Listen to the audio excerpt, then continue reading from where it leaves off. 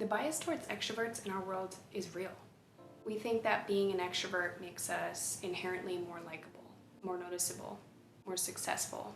And a lot of the time it leads introverts to feel like they have to put on this mask to live in the extroverted world, to act like an extrovert. Some of us can't, some of us can. In today's video, I want to talk to you guys about the one book that has completely changed my life as an introvert, that has allowed me to take off said mask, to embrace some of my strengths, and really just look at myself differently. And before we get into that, I just want to quickly welcome everyone who's new to the channel. My name is Bridget. On this channel, I talk a lot about introverts. I talk about social anxiety and general anxiety.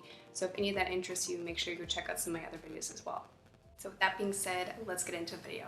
For the longest time, I never really held on to the introvert identity. I knew I was an introvert, but I never really knew how to describe that. And I also never labeled myself as an introvert. When I would meet people, I would never just flat out say, hey, I'm an introvert. I mean, who does that anyways? I always knew that I had social anxiety to some degree, and I know that's completely separate from being an introvert, but a lot of introverts also struggle with social anxiety, which made things for me much more difficult.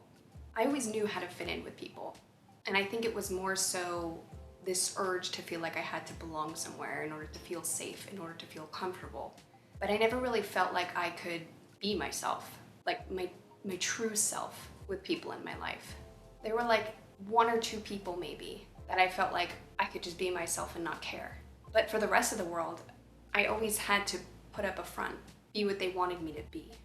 In this particular book, it's called The Irresistible Introvert. She's actually a coach for introverts, funny enough.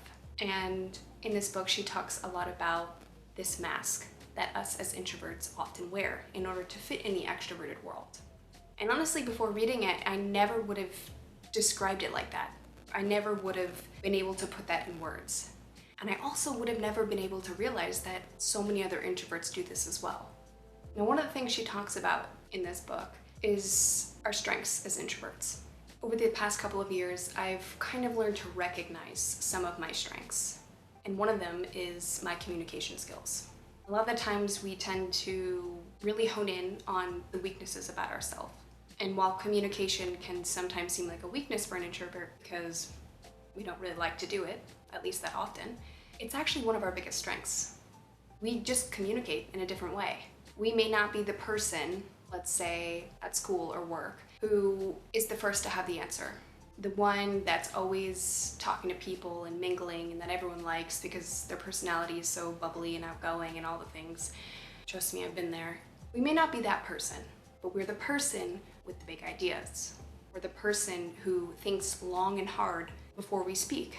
We're the person who sometimes our words come out better on paper than in real life, which makes us, better writers, better creators, better thinkers, better learners. It's always about switching from something that you think is negative to something that's just neutral. Before you thought you weren't good at communicating, it's about looking at it in a different way. When I'm interacting with people, I used to always, in the back of my mind, be overanalyzing and overthinking what I was about to say to them, right? If my words were going to be enough to add to the conversation. It was hindering me from actually having genuine conversations with people. Instead of saying what I wanted to say, I just wouldn't say it at all. But now I look at my communication in a completely different way. And the people around me know that about me. Sometimes I'm just gonna sit there and soak it all in. I'll be quiet for a little bit until I feel like I have something to say, because I know that it takes me longer to think about those things. I know that's how I communicate, and I use it as my strength. And I let those people around me see it too. The more you're willing to open yourself up and get curious about how you communicate, how you think, how you learn, the more you can see yourself as, something better, something that has more to offer.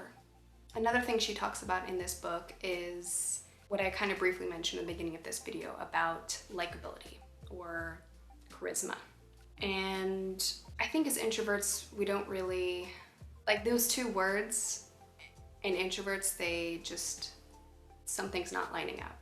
And I think a lot of times we look down on introverts because they're so quiet and shy and timid and they don't want to hang around people and we're intimidated by them and all the things. So we don't really associate that charisma and that likability with introverts for those reasons. At least when I used to think of charisma and likability, I would think loud, risk taker, friendly, approachable, like everything that's not an introvert. And what I've realized is that what likability is, what charisma is just ability to hold people's attention. And I used to get so frustrated because sometimes I feel like my voice just gets lost, especially when I'm in like bigger crowds of people and we're having a conversation, right? Someone louder is gonna speak over me. Someone who has something better to say is gonna speak over me. And it used to be my biggest pet peeve, like not being heard, especially when I really feel like I had something great to say. And what I realized is sometimes that the silence that I have is more powerful than anything else. The way that I can hold people's attention is simply just by listening and observing. And sometimes you have to stand up for yourself. You have to speak a little bit louder. But the ability to hold someone's attention without saying anything at all is so powerful, and it's something really only introverts can do. Now, the biggest takeaway that I really had was the whole thing about the mask. And like I said at the beginning of this video, I never used to associate that idea with what I felt like I had been going through my entire life, being an introvert. I never really saw that that's what I had been doing, putting on a different mask in different environments with different groups of people. What was deeper than that was something like, deeper in general. It was a fear, right? I wore the mask because of fear. And something about it was just my ability to not accept who I really was, right? Just catering to what people wanted me to be and just trying to fit in. I feel like I did that a lot in my life. I'm just trying to fit in, just trying to fit in, just trying to fit in. And I never really looked underneath the mask or asked myself what was underneath. The question I really had to find out was, what was I afraid of? Or who was I afraid of? And honestly, I think at the end of the day, I was afraid of two things actually. If people saw who I really was, they wouldn't accept it. Or if I saw who I really was, I wouldn't accept it. And honestly, both are pretty scary. And so I had to dig deeper. I had to figure out what was beneath, what was I afraid of. It was just learning to accept who I was for me, so that, and then after that, I would get familiar with the idea of showing that to other people. But I couldn't do that if I couldn't even show it to myself. And just learning to be by myself and figuring out my strengths and figuring out how, I best learn, how I best communicate, and really listening to other people's stories, which is why I really enjoyed this book. And it was so helpful for me to hear that, those other stories of people that she had been working with at the time, that they had all been struggling too. And the times where she had struggled. And that's really just how I learn, especially what I look for in a book. I need to hear people's perspective. I need to hear stories. I need to hear examples. I need concrete proof. And through that proof, I was able to think about my own life and relive some of those things that I had been going through my whole life, and think about all the times where, oh my God, I did that exact same thing.